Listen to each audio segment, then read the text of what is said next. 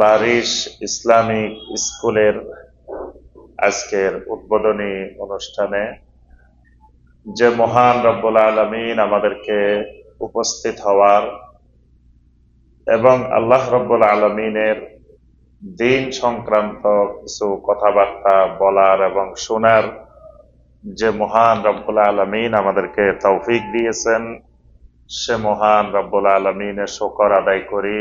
সকলে বলি আলহামদুলিল্লাহ। সম্মানিত ভাই ও বোনেরা,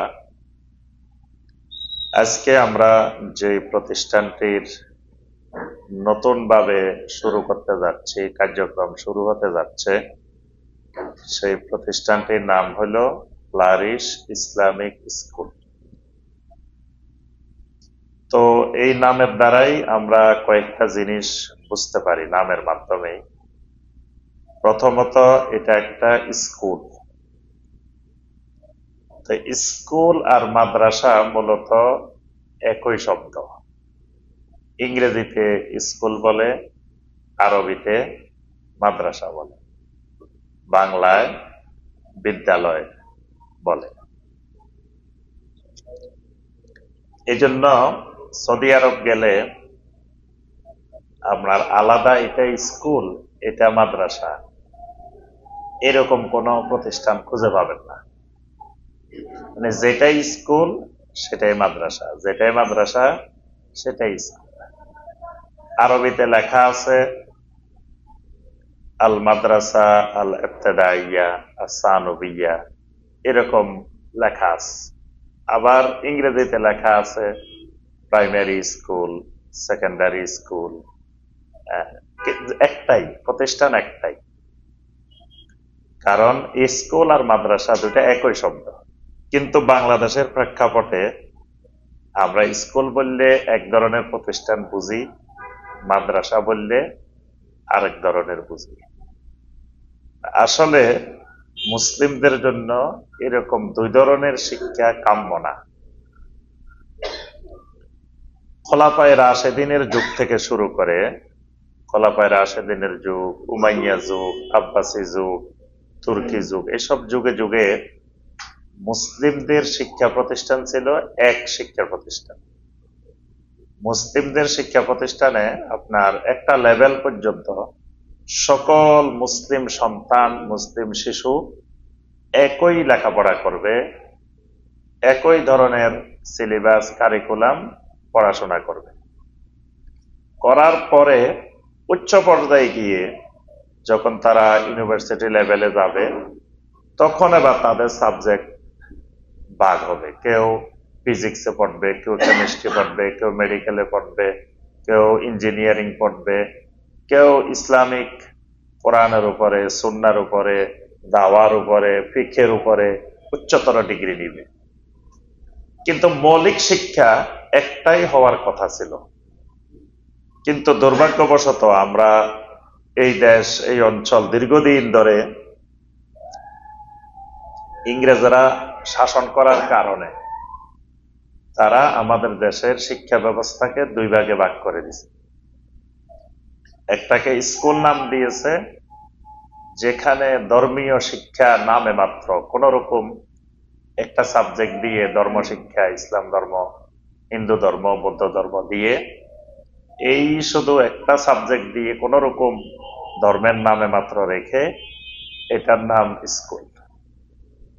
আবার আরেকদিকে মাদ্রাসা, সেখানে ইংরেজদের আমলে এখানে ফার্সি, উর্দু, তারপরে আরবি, এই বিভিন্ন ভাষার সংমিশ্রণে আমাদের জন্য আরেকটা শিক্ষা ব্যবস্থা, যেখানে কোরআন বুঝতে হইলে, হাদিস বুঝতে হইলে প্রথমে আরবি থেকে ফার্সি, তারপরে ফার্সি থেকে উর্দু, মানে দুই তিন ভাষার মাধ্যম হয়ে আমাদেরকে কোরআন হাদিস বোঝা লাগবে।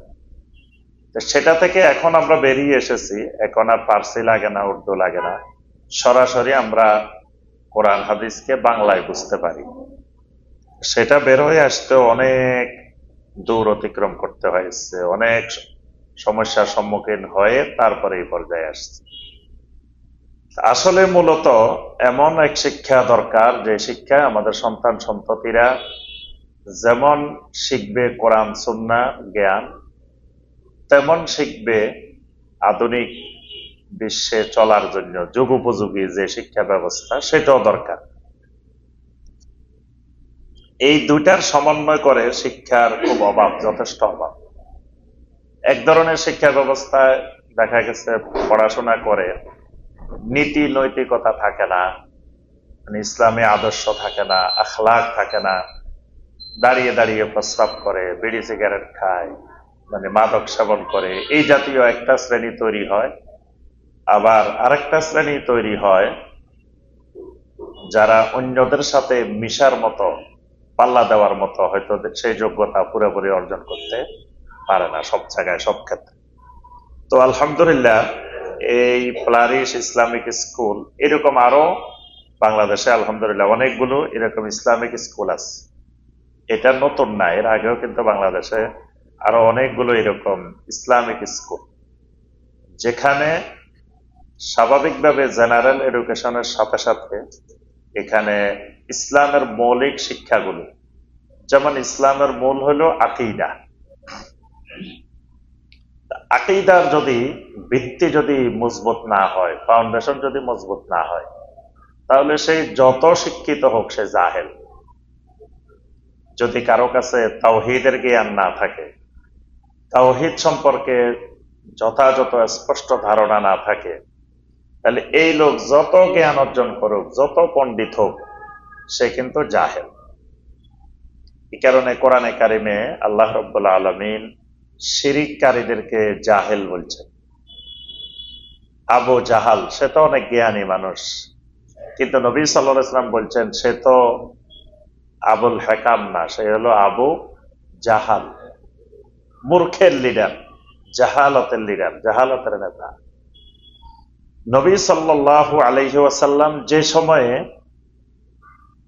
নবী সাল্লাল্লাহু আলাইহি ওয়াসাল্লাম নবুয়ত নিয়ে, রিসালাত নিয়ে আমাদের কাছে আসলেন, সেই যুগটাকে আমরা বলি আইয়ামে জাহেলিয়্যাত।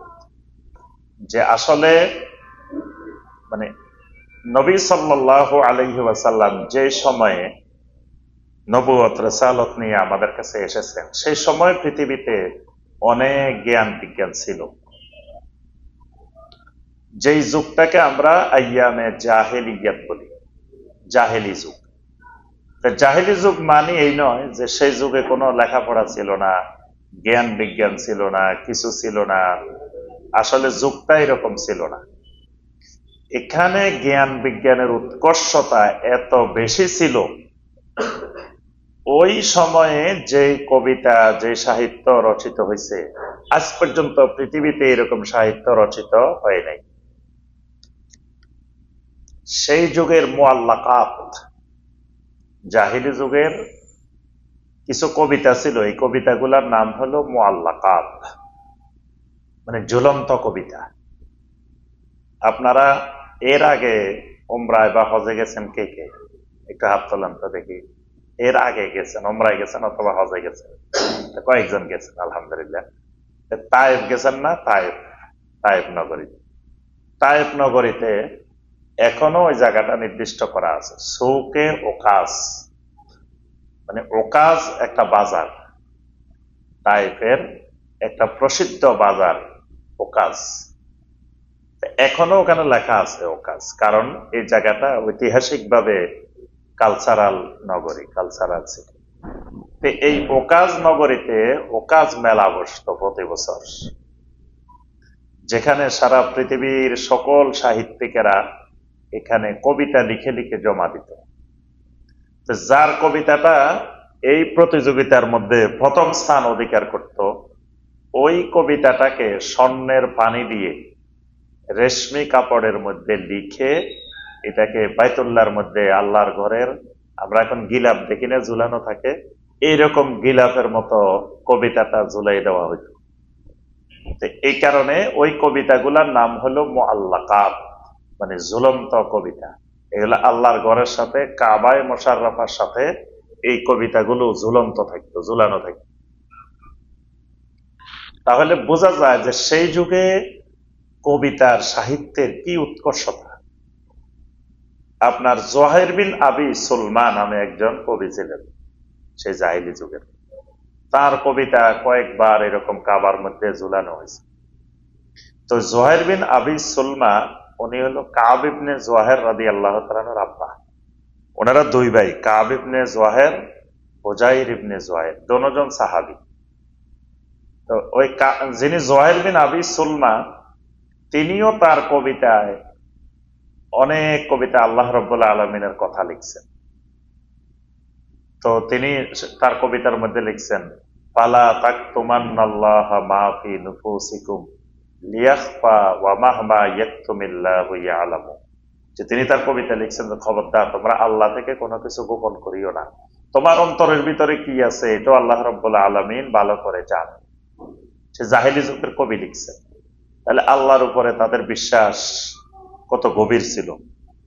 তো ওই জোহাইর বিন আবি সুলমার পরিবারে 70 জন কবি ছিল। এক পরিবারে 70 জন কবি, মহিলারাও কবি, পুরুষেরাও কবি। তো বলা হয় যে ওই পরিবারে সন্তান যদি মাকে ভাত দেওয়ার জন্য, খাবার দেওয়ার জন্য বলতো তো কবিতা দিয়ে বলতো। মা যদি ছেলের সাথে কথা বলতো কবিতা দিয়ে কথা বলতো। এখনকার জমানায় কোনো পরিবার পাইবেন যে পরিবারে 70 জন কবি আছে, সবাই কবিতা দিয়ে কথা বলে? তাহলে বুঝেন যে সেই যুগটা জ্ঞান বিজ্ঞানের, সাহিত্যের কত উৎকর্ষতার যুগ। এবং যারা ওকাজ মেলায় সাহিত্যের প্রতিযোগিতা, বর্তমান দুনিয়াতে যেমন নোবেল প্রাইজ, তৎকালীন দুনিয়াতে নোবেল প্রাইজের চেয়েও মূল্যবান ছিল এই মুআল্লাকাতের পুরস্কার। তাহলে তারা সাহিত্যিক দিক থেকে, জ্ঞান বিজ্ঞানের দিক থেকে কত উন্নত। কিন্তু আমরা বলি কি আইয়ামে জাহেলিয়া, জাহেলি যুগ। এত জ্ঞান বিজ্ঞান থাকার পরেও সেটা জাহেলি যুগ হইল কেমনে? জাহেলি যুগ হলো এদের মধ্যে সব জ্ঞান বিজ্ঞান ছিল, কিন্তু তাওহীদের জ্ঞান ছিল না। তাওহীদের জ্ঞান না থাকলে যত জ্ঞান বিজ্ঞান থাকুক না কেন, সে মূলত জাহেল। এই কারণে মুসা আলাইহিস সালাম যখন বানি ইসরায়েলকে বললেন যে তোমরা গরু জবাই করো, একটা গাভী জবাই করো, তো বানি ইসরায়েল কি বলল? গরুটার রং কেমন হবে, এটার এটা হাল চাষ করা হবে না হাল চাষ করানো হয় নাই, এরকম হবে, এটার বয়স কেমন হবে, অনেক কিছু প্রশ্ন করতেছে। তখন মুসা আলাইহিস সালাম বললেন আউযু বিল্লাহ। এখন এখানে জাহেল বলে কারা? এখানে জাহেল মানে ওই যে বানি ইসরায়েলের লোকগুলা উল্টাপাল্টা প্রশ্ন করতেছিল, এই লোকগুলো জ্ঞানী হওয়ার পরেও মুসা আলাইহিস সালাম এদেরকে জাহেল বলছে। আল্লাহ যেন আমরা এরকম জাহেল না বানায়। মানে আল্লাহর অর্ডারের পরে সে প্রশ্ন করি করি আল্লাহর হুকুমটাকে কঠিন বানানো, এটা জাহালতের আলামত। এই জন্য মুসা আলাইহিস সালাম আল্লাহর কাছে বলতেছেন আউযু বিল্লাহি আন আকুনা মিনাল জাহিলিন। আল্লাহ আমি আপনার কাছে এই জাহেলদের অন্তর্ভুক্ত হওয়া থেকে পানা চাই। আল্লাহ রাব্বুল আলামিন সূরা আল ফুরকানের মধ্যে বলছেন যে ওয়া ইবাদুর রহমানিল্লাযীনা ইয়ামশুনা আলাল আরদি হাওনা ওয়া ইযা খাতাবাহুমুল জাহিলুনা ক্বালু সালামা। ওয়া ইযা খাতাবাহুমুল জাহিলুন, জাহেলেরা যখন তোমাদের সাথে তর্ক বিতর্ক ঝগড়াঝাটিতে লিপ্ত হয়ে যায়, তখন তোমরা বলবে সালামা, বাইরে তোমার সালাম, তোমার সাথে আমি তর্ক বিতর্কে ঝগড়াঝাটিতে আমি যাব না, তাকে সালাম দিয়ে চলে আসো। এখানে জাহেল ওয়া ইযা খাতাবাহুমুল জাহিলুন, জাহেলেরা যখন তোমাদের সাথে, তাদের সাথে তর্ক বিতর্কে লিপ্ত হয় ইবাদুর রহমানদের সাথে। জাহেল কারা? মানে জাহেল যার ভিতরে তাওহীদের জ্ঞান নাই, সুন্নাহর জ্ঞান নাই, এই লোককেই তো তর্ক বিতর্কে লিপ্ত হবে, না হয়তো তর্ক বিতর্কে লিপ্ত হওয়ার কথা না। তাহলে এই মানুষগুলোকে আল্লাহ পাক জাহেল বলছেন। যত গুনাহগার আছে জমিনে, সমস্ত গুনাহগারের নাম জাহেল। আল্লাহ পাক কোরআনে কারিমে বলছেন ওয়ামান ইয়ামাল সুআম বিজাহালাতিন, জাহালতের কারণে যারা গুনাহের কাজ করে, মন্দ কাজ করে, মানে জাহেল না হলে গুনার কাজ করতে পারে না। মানে গুনাহ করা এটা জাহেলের বৈশিষ্ট্য। এজন্য কবিরা গুনাহকারী, শিরিককারী, কুফরকারী এদেরকে আল্লাহর কোরআন জাহেল হিসাবে অভিহিত করেছে। তাহলে ইমানদারের কাছে এমন জ্ঞান থাকতে হবে, এমন এলেম থাকতে হবে, এটা লা ইলাহা ইল্লাল্লাহর 1 নম্বর শর্ত, যে এমন এলেম লাগবে যে এলেম আল মুনাফি লিল জাহাল, সমস্ত রকমের জাহালতকে দূর করে দিবে। এরকম এলেম যতক্ষণ না হবে ততক্ষণ ঈমান হবে না। এলমের সাথে, জ্ঞানের সাথে ঈমানের সম্পর্ক। ঈমানের প্রথম শর্তই এলেম। এই কারণে সূরা মুহাম্মাদের 19 নম্বর আয়াতে কারিমে আল্লাহ পাক বলছেন, ফাআলাম আন্নাহু লা ইলাহা ইল্লাল্লাহ। এলেম শিখো। কিসের এলেম? লা ইলাহা ইল্লাল্লাহর এলেম, তাওহীদের এলেম। এই কারণে এসএসসি পাস করা, এইচএসসি পাস করা, ও লেভেল পাস করা, এ লেভেল পাস করা, এটা কোনো মুমিনের উপরে, মুসলিমের উপরে ফরজ না। কেউ ধরেন ও লেভেল, এ লেভেল পাস করতে পারে নাই, এসএসসি পাস করতে পারে নাই, দাখিল পাস করতে পারে নাই, তার কি গুনাহ হবে কোনো? আপনারা কি মনে করেন গুনাহ হবে? হ্যাঁ, গুনাহ হবে না। কারণ এই পাস করাটা তার জন্য ফরজ ছিল না। ফরজ তরক করলে তো গুনাহ। সে তো কোনো ফরজ ত্যাগ করে নাই, ফরজ বর্জন করে নাই, গুনাহ হবে কেন? কিন্তু লা ইলাহা ইল্লাল্লাহর এলেম, তাওহীদের এলেম না শিখলে গুনাহ হবে। কারণ তাওহীদের এলেম শিখা ফরজ।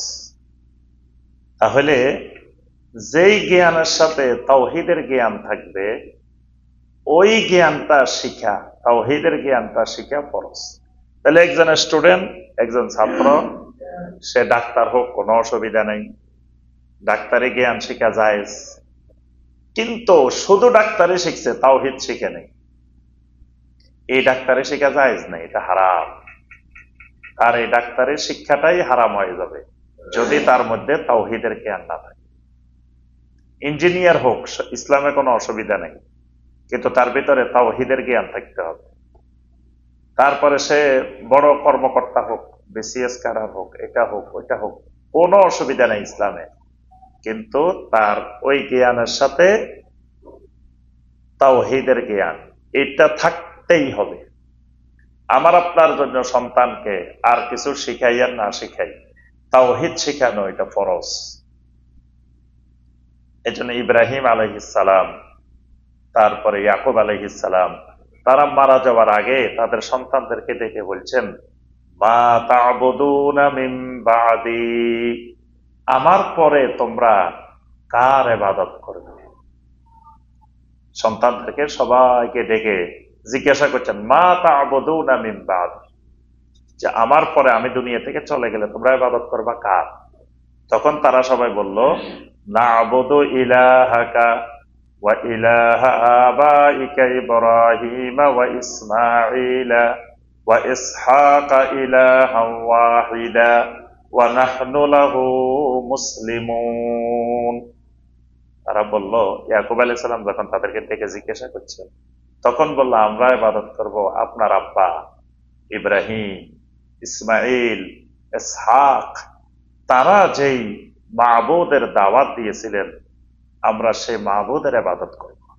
তাহলে বোঝা গেল সন্তান সন্ততি, পরবর্তী জেনারেশন যারা থাকবে, এদেরকে তাওহীদের জ্ঞান শিখানো, তাওহীদের উপরে রেখে যাওয়া ফরজ। এই কারণে লোকমান আলাইহিস সালাম তার সন্তানকে যে কথাগুলো উপদেশ দিচ্ছেন, সূরা লোকমানের 13 নম্বর আয়াত থেকে আল্লাহ পাক অনেকগুলো লোকমান আলাইহিস সালামের নসিহত তুলে ধরেছেন। সেখানে 1 নম্বরটা হইল, ইয়া বুনাইয়া লা তুশরিক বিল্লাহ ইন্নাশ শিরকা লাযুলমুন আযীম। বাবারে খবরদার, জীবনে কোনোদিন আল্লাহ রাব্বুল আলামিনের সাথে শিরিক করবা না, কারণ ইন্নাশ শিরকা লাযুলমুন আযীম, কারণ শিরিক হলো মহান অপরাধ, মহান জুলুম। তাহলে লোকমান আলাইহিস সালাম ছেলেকে আরো অনেক উপদেশ দিচ্ছেন, কিন্তু সকল উপদেশের আগে প্রথম যে উপদেশটা দিচ্ছেন সেটা হলো কিসের? তাওহীদের। মানে তাওহীদের বিপরীতে শিরক। শিরিক করা যাবে না, শিরিক করতে মানা করছেন, মানে তাওহীদের উপরে কায়েম থাকতে হবে, ইস্তেকামত থাকতে হবে। এই কারণে আমার আপনার সন্তানদেরকে ডাক্তার বানানো, ইঞ্জিনিয়ার বানানো, বড় কিছু বানানো, এটা আমাদের উপরে ফরজ না, কিন্তু তাওহীদের জ্ঞান ফরজ। তো বর্তমানে দেখা যাচ্ছে আমাদের দেশের যে শিক্ষা ব্যবস্থা, এই শিক্ষা ব্যবস্থায় সকল জ্ঞান বিজ্ঞান আছে, কিন্তু তাওহীদের জ্ঞানটার খুব অভাব, তাওহীদের জ্ঞানের মহা অভাব। এই কারণে এই দেশ শিরকের অভয়ারণ্যে পরিণত হয়েছে, এই কারণে বেদাতের অভয়ারণ্যে পরিণত হয়েছে, এবং শিক্ষিত লোকেরাই শিরিক করে, শিক্ষিত লোকেরাই বেদাত করে। অথচ একজন শিক্ষিত মানুষ শিরিক বেদাত করার কথা ছিল না।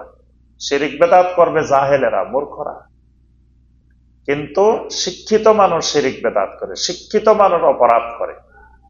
অশিক্ষিত লোক বাংলাদেশে অপরাধ করে কম, সুবিধা বঞ্চিত মানুষ দেখবেন তারা অপরাধ করে কম, শিক্ষিত মানুষের অপরাধ বেশি।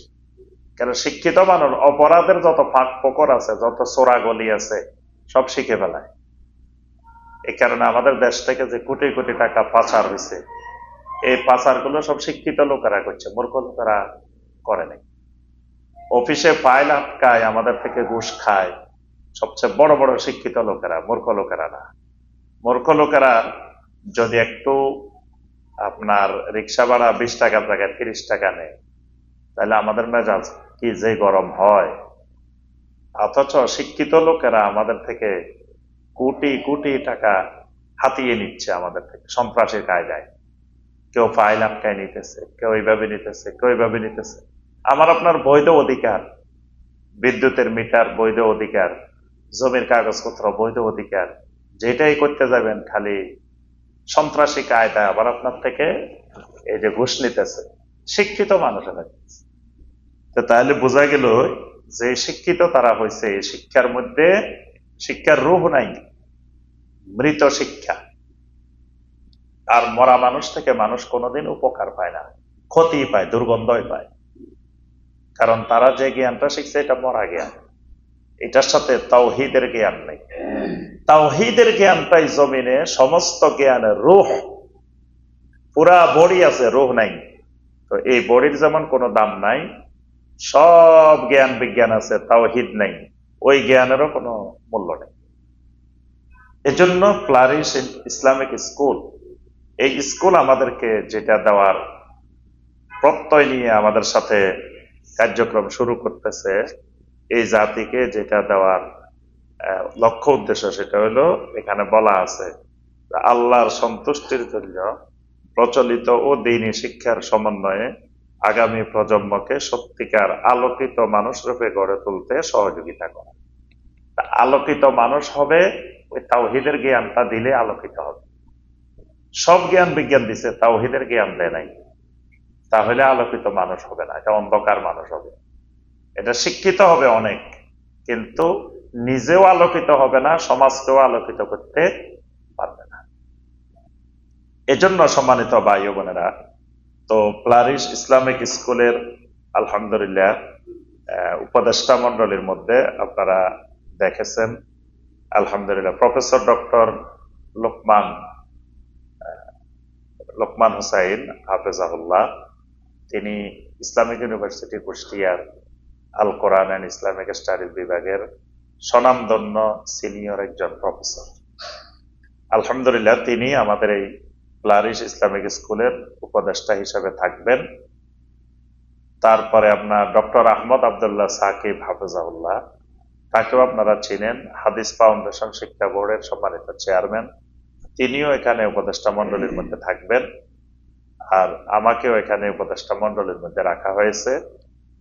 তো আমরা চেষ্টা করব ইনশাআল্লাহ ওনাদেরকে এই ফ্লারিশ ইসলামিক স্কুলকে পরামর্শ দেওয়ার, সিলেবাস কারিকুলাম গুলো আমরা দেখে দেওয়ার, সুন্দর করে সাজানোর, যাতে এই কারিকুলামে এই সিলেবাসে লেখাপড়া করে আমাদের সন্তানেরা প্রকৃত অর্থে আহলুত তাওহীদ হইতে পারে, ভবিষ্যতে তার রিজিকের অভাব হবে না। রিজিক আল্লাহ দুনিয়াতে দিয়েই আল্লাহ পাক সবাইকে পাঠাইছেন। লেখাপড়া করলেও রিজিক পাবে, লেখাপড়া না করলেও রিজিক পাবে। রিজিক ভিন্ন জিনিস। আল্লাহ রাব্বুল আলামিন রিজিক কাউকে না দিয়ে আল্লাহ কাউকে সৃষ্টি করেন নাই, সবার জন্য আল্লাহ রিজিক নির্ধারণ রাখছেন। এবং দেখবেন অনেকে লেখাপড়া না করেও কোটি কোটি টাকা ইনকাম করতেছে, আবার অনেকে অনেক লেখাপড়া করছে কিন্তু ইনকাম করতে পারতেছে না। তাহলে লেখাপড়া মানে যে ইনকাম করা, টাকা উপার্জন করা, এটা মূল টার্গেট না। লেখাপড়ার উদ্দেশ্য হলো আলোকিত মানুষ হওয়া। তো এখানে ইনশাআল্লাহ আমাদের এই সিলেবাস কারিকুলামে তাওহীদের বিষয়গুলো অন্তর্ভুক্ত থাকবে। বিশুদ্ধ আকীদা, সহি আকীদা এবং মানহাজের এখানে বইগুলো সিলেবাস থাকবে। পাশাপাশি প্রত্যেকটা স্টুডেন্ট যাতে বিশুদ্ধ কোরআনে কারিম তেলাওয়াত করতে পারে, তারপরে কোরআনে কারিমের হিফজ, এখানে আপনার নুরানিও থাকবে, হিফজ বিভাগও থাকবে, এবং পাশাপাশি জেনারেল বিভাগ এই বছর প্লে থেকে শুরু করে ক্লাস 4 পর্যন্ত। তো ইনশাআল্লাহ পর্যায়ক্রমে এটা আস্তে আস্তে আরো উপরের দিকে যাবে ইনশাআল্লাহ। তো সম্মানিত ভাই ও বোনেরা, তা আমরা সকলেই এই প্রতিষ্ঠানের একজন খাদেম হব। এই প্রতিষ্ঠানের জন্য আমরা দোয়া করি, কারণ একটা কল্যাণকর কাজ যখন কেউ করতে চায়, এগিয়ে নিতে চায়, তখন অন্য মুসলিমের উপরে ফরজ তাদেরকে সহযোগিতা করা। সূরা আল মায়েদার 2 নম্বর আয়াতে আল্লাহ পাক বলেছেন, ওয়া তাআওয়ানু আলাল বিররি ওয়াত তাকওয়া। তোমরা নেকির কাজে, কল্যাণের কাজে, তাকওয়ার কাজে একজন আরেকজনকে সহযোগিতা করো। ওয়ালা তাআওয়ানু আলাল ইসমি ওয়াল উদওয়ান। গুনাহ এবং সীমা লঙ্ঘনের কাজে কখনো একজন আরেকজনকে সহযোগিতা করিও না। আমরা যদি দেখি প্রতিষ্ঠান এখানে তাওহীদ শিখাবে, সালাফদের আকীদা মানহাজকে মূল লক্ষ্য ধরে তারা সালাফদের আকীদা মানহাজ শিক্ষা দিবে, এখানে বিশুদ্ধ কোরআন শিক্ষা দিবে, সুন্নাহর শিক্ষা দিবে, তারপরে কুফর, শিরিক, বেদাত সম্পর্কে ছাত্রদের সামনে সঠিক চিত্র তুলে ধরা হবে, যাতে ছাত্ররা চিনতে পারে কোনটা কুফর, কোনটা শিরিক, কোনটা বেদাত। তাহলে এই প্রতিষ্ঠানকে সহযোগিতা করা, মানে শারীরিকভাবে, মানসিকভাবে, যিনি যেভাবে সহযোগিতা করতে পারে, সহযোগিতা করাটা আমাদের নৈতিক দায়িত্ব। তো ইনশাল্লাহ আমরা এই প্রতিষ্ঠানের সাথে থাকবো সবসময়, এবং আমাদের ছেলে মেয়ে, এরপরে আমাদের আত্মীয় স্বজনের ছেলে মেয়ে, তাদেরকে আমরা ভর্তি করানোর জন্য চেষ্টা করব। তো আল্লাহ রাব্বুল আলামিন এই প্লারিশ ইসলামিক স্কুলকে কবুল ও মঞ্জুর করে নিন। এই প্রতিষ্ঠানের যে লক্ষ্য উদ্দেশ্য নিয়ে প্রতিষ্ঠা করা হয়েছে, আল্লাহ রাব্বুল আলামিন সেই লক্ষ্য উদ্দেশ্য সঠিকভাবে বাস্তবায়নের জন্য আল্লাহ পাক তৌফিক দান করুন। আল্লাহ রাব্বুল আলামিন সর্বপ্রকার সকল কাজগুলোকে আল্লাহ পাক সহজ করে দিন। আমাদেরকেও এই প্রতিষ্ঠানের সাথে থাকার, এই প্রতিষ্ঠানকে সহযোগিতা করান, আমাদের সবাইকে আল্লাহ রাব্বুল আলামিন তৌফিক দান করুন। আমিন ইয়া রাব্বাল আলামিন।